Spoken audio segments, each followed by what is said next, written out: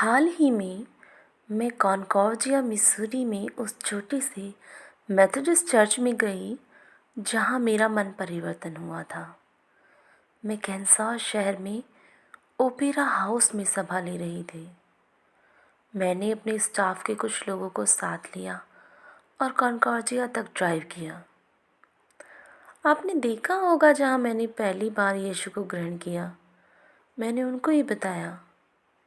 मैंने उनसे ये बोला,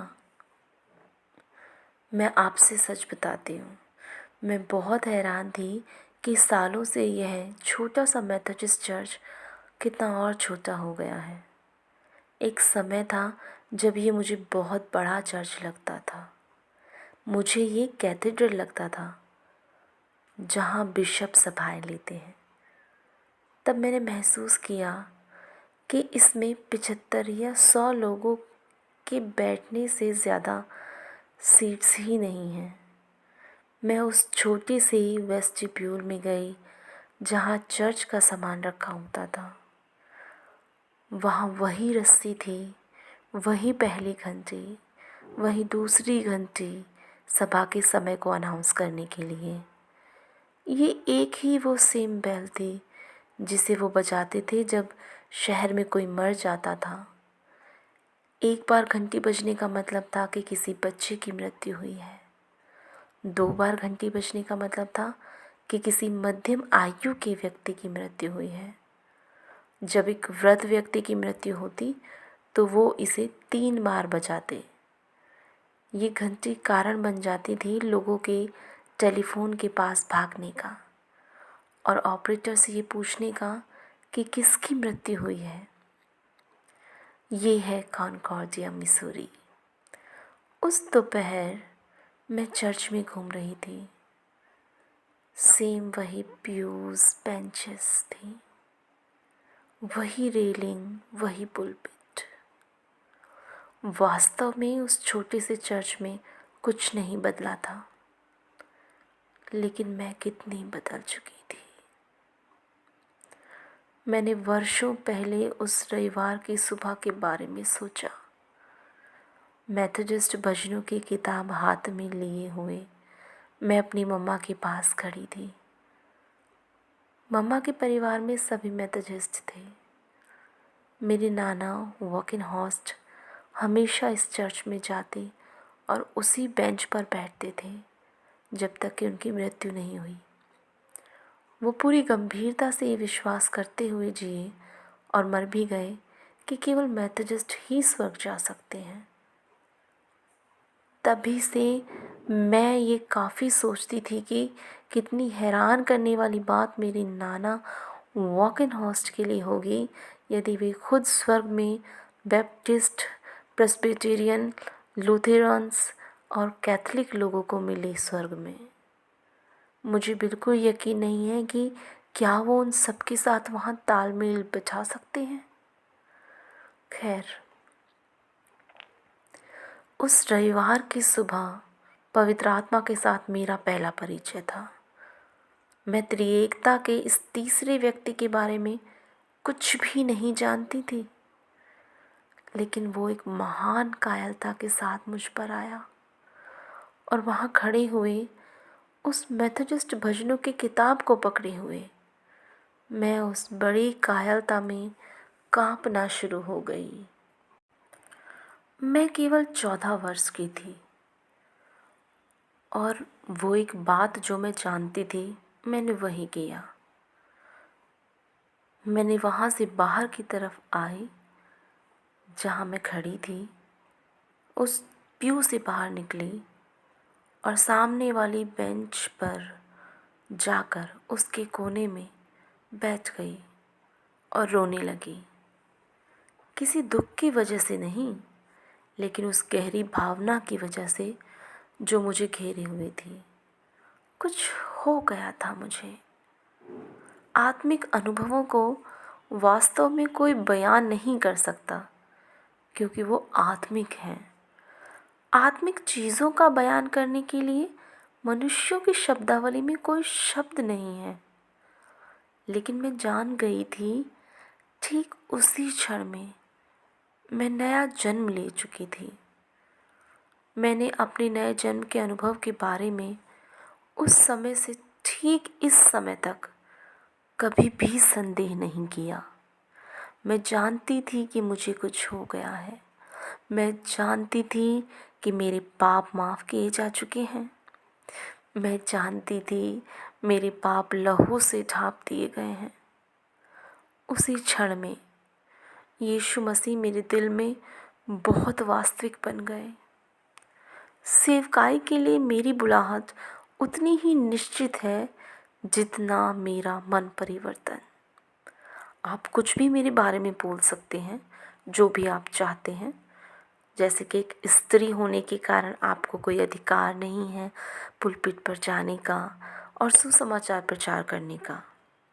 यहाँ तक कि यदि इस संसार में हर कोई मुझसे ये कहे तो अभी मुझ पर उनका कोई प्रभाव नहीं होगा। क्यों? क्योंकि सेवकाई के लिए मेरी बुलाहट उतनी ही पक्की है जितना मेरा मन परिवर्तन। और ये ऐसा ही है। मैंने अपना सबसे पहला प्रचार आइडेहो में किया। मैंने किसानों को प्रचार किया। आइडेहो में आप किसी गांव का नाम बताएंगे? आपको एक बार ढूंढना पड़ेगा। सालों पहले कैथरीन कुलमन वहाँ गई सुसमाचार प्रचार करने की कोशिश में। मुझे वहाँ एक छोटा सा कंट्री चर्च मिला जो बंद पड़ा हुआ था, क्योंकि वो लोग किसी प्रचारक का खर्चा उठा नहीं सकते थे। मैं डीकन्स बोर्ड मेंबर्स के पास गई और उनसे वहाँ प्रचार करने के लिए कहा। मुझे याद है बैप्टिस्ट चर्च के हेड ऑफ बोर्ड के पास जाना और कहना कि आपका चर्च तो बंद ही पड़ा हुआ है, आपके पास वहाँ और खोने के लिए कुछ नहीं है, लेकिन हो सकता है कुछ मिल जाए। और उन्होंने मुझे मीटिंग्स के लिए चर्च खोलने दिया। ट्विन फॉल्स, एमॉर्ट, पैलेट, बॉयस वे दिन थे जब आपने मेरा शुरुआती आध्यात्मिक प्रशिक्षण प्राप्त किया था। वो सब जो मैं जानती थी कि किस तरह प्रचार करना है, वो था उद्धार और नए जन्म का अनुभव। कोई भी आपको उससे अधिक नहीं दे सकता जो अनुभव खुद उसके पास है। जो मैं जानती थी वो था कॉनकॉर्डिया के छोटे से मेथोडिस्ट चर्च का वो अनुभव। मेरा सबसे पहला उपदेश जो मैंने प्रचार किया था वो था पेड़ पर जग गई।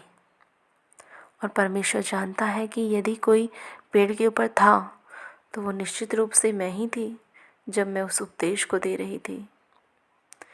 मुझे अच्छी तरह से याद है, उपदेशों के बाद 6 उपदेशों के बाद मैंने सच में ये महसूस किया कि मैं बाइबल को ही समाप्त कर चुकी हूँ।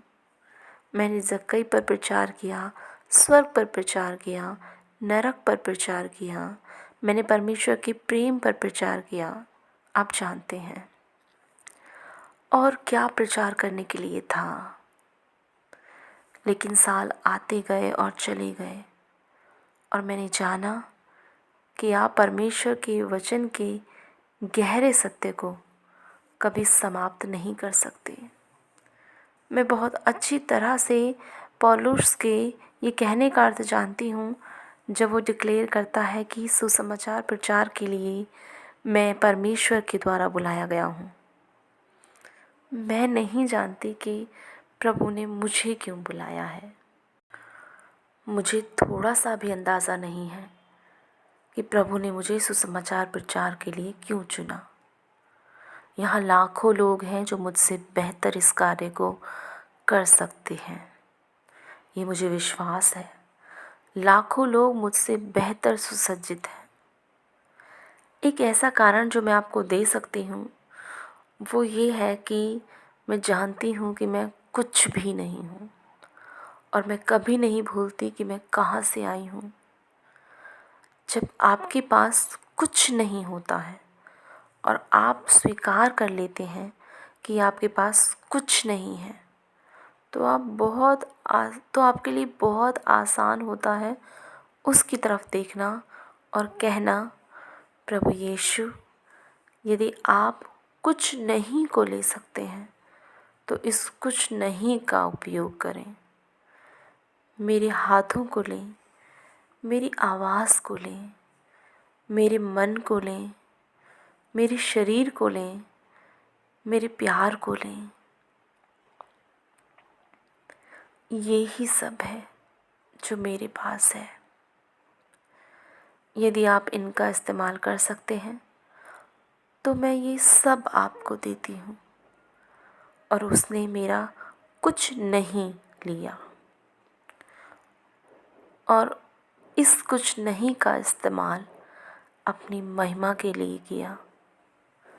ये सोने का बर्तन नहीं जिसे वो मांगता है, ये चांदी का भी बर्तन नहीं है, ये समर्पित बर्तन है।